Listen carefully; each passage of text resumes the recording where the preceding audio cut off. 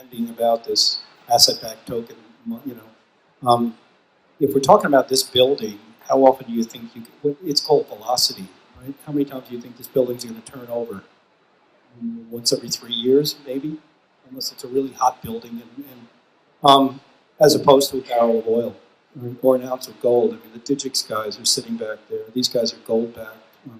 There's velocity in that underlying commodity. So you've got to define the asset, right? And every asset has a velocity, and you can look at the mathematics. I mean, you're a math head. I'm sure you've looked at velocity on different things, right? And you can understand that. Beyond that, I come from a world where there's professionals that create liquidity. In the old days, it was called wash trading, and it was highly illegal.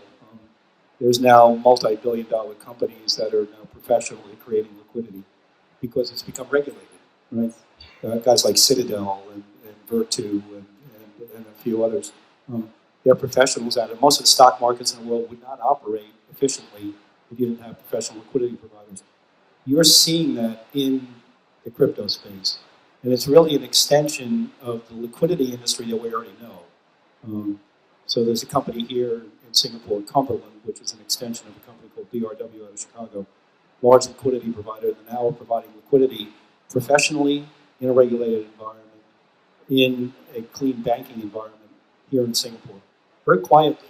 And they're the first of many, I believe, that are going to come. And then becomes the metric of what's the asset. Do you have an asset that can have velocity or an asset that cannot? And somewhere in the middle. Someone's always going to make a market, I think, going forward. And it's not so much decentralized in that, but it's hybrid models of access to certain assets have always been fairly closed. And who gets to see them? There's rights of privilege in certain classes of investment vehicles. That's part of the democratization, I think, of the asset classes. People are going to get to look at assets that they would have never been able to see before, simply because of the digitization of the assets. So I think the liquidity is going to change.